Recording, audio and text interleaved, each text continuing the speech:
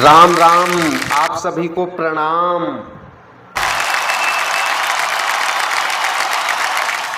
मैं आपको सच बता रहा हूँ, मैं इतना परेशान आदमी हूँ, इतना परेशान आदमी हूँ, क्या बताऊँ। सच में इसी परेशानी की वजह से पैदा ही नहीं होना चाह रहा था, लेकिन मजबूरी में पैदा होना पड़ा, क्योंकि हमारे माँ बाप माने ही नहीं जब तक हम पैदा नहीं हो गए। और भारत की सबसे बड़ी समस्या यह है कि चाहे लड़कियों की एक ही घर में क्रिकेट टीम क्यों ना तैयार हो जाए, लेकिन जब तक एक लड़का पैदा नहीं हो जाता ये लोग मानते नहीं हैं।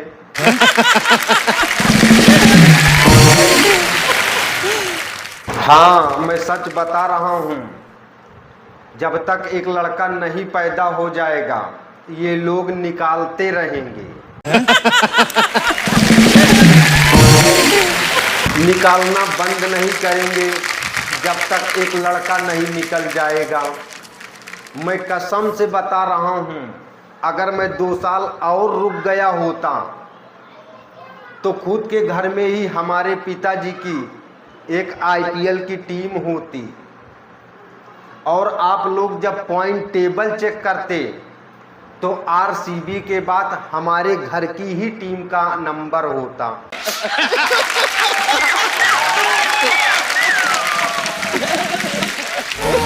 अच्छा, मैं 2 साल तक और इसलिए नहीं रुक पाया क्योंकि मुझे पता था कि अब मुझे निकलना तो पड़ेगा, क्योंकि निकालने वाले तनमन से लगे पड़े हैं, बिल्कुल अड़ गए हैं जिद पे, निकाल के ही मानेंगे।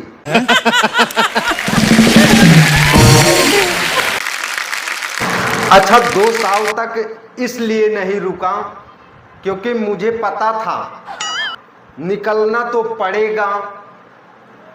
ऑलरेडी मुझसे पहले 8 लोग निकल चुके हैं,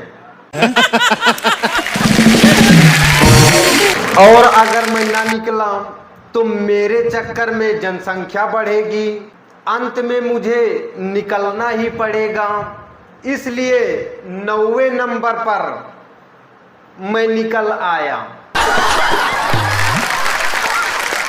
अच्छा, मुझे मेरे पिताजी बिना निकाले मानते ही नहीं, रुकते ही ना कभी, क्योंकि खुद उनके पिताजी उनको 13वें नंबर पर निकाला था।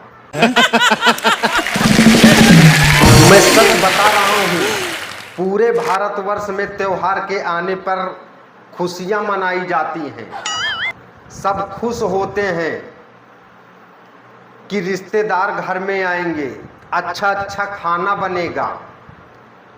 इकलौता मेरा घर है, मेरे पूरे घर में मातम छा जाता है रिश्तेदारों के आने पे। क्योंकि कोई भी त्योहार आए तो सबसे पहले मेरे घर में मेरी 8 बहनें आएंगी, और उनके साथ साथ उनके पति भी आएंगे। 8 8 16 लोग हो गए, और उन 8 लोगों के 35 बच्चे, और इतना ही नहीं, उसके बाद हमारी 12 बुआ भी आती हैं, उनके साथ साथ 12 फूफा जी भी आते हैं, उनके 72 बच्चे हैं। हम लोग तो 100 का आंकड़ा रिश्तेदारों से ही पार कर लेते हैं।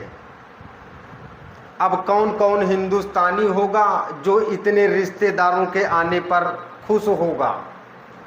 जाते वक्त विदाइयां भी देनी पड़ती हैं। मैं किसी तरह इन भैंसों से अपना जीवन यापन करता हूं, और इतनी फूटी किस्मत, मैंने भैंस खरीदा था, सोचा था कि ये पाड़ी बच्चा करेगी तो मेरी भैंस बढ़ जाएगी, और थोड़ा सा मेरा व्यापार बढ़ेगा। इसी परेशानी में और परेशानी, हर साल ये पांडू बच्चा पैदा करती है।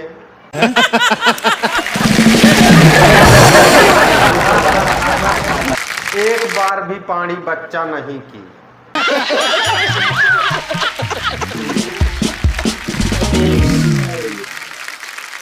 मुझे ऐसी सजा मिल रही है, मैंने कौन था जुल्म किया।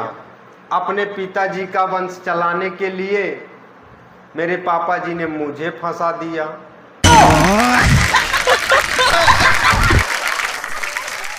एक बार मैं अपनी परेशानियों से तंग आ गया, इतना तंग आ गया, मैंने सोचा कि मेरे यहाँ इतने रिश्तेदार आते हैं, रहते हैं, रुकते हैं, खाना खाने के लिए थालियाँ कम पड़ जाती हैं।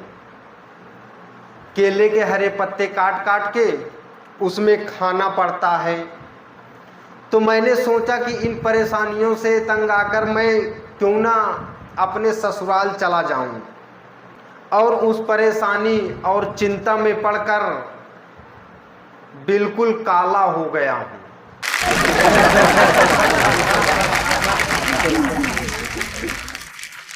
पहले मैं बहुत गोरा था, तो जब मैं ससुराल गया तो मेरी सासू माँ मुझको देखी, बोली बेटा तुम कुछ दिन के लिए यहीं रुक जाओ, दूध मट्ठा घी खाना, सेहत वेहत बन जाए तब जाना।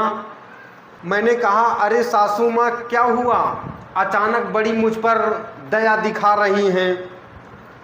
बोली दामाद जी मैं दया वया नहीं दिखा रही हूँ, वो क्या है ना कि मेरी भैंस का पानी ख़त्म हो गया है और तुमको देखकर भैंसिया खड़ी रहती है, आराम से दूध दे देती है।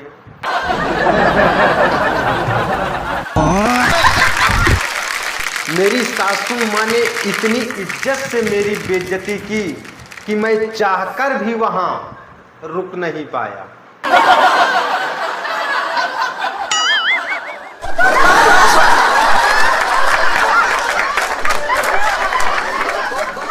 तो दोस्तों ये हमारी वीडियो आप लोगों को कैसी लगी, आप लोग कमेंट करके ज़रूर बताइएगा।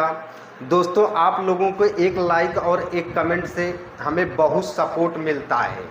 और हाँ, हमारे चैनल पर जो नए हैं भाई चैनल को सब्सक्राइब करें। फिर मिलते हैं एक नेक्स्ट वीडियो के साथ, तब तक के लिए जय हिंद।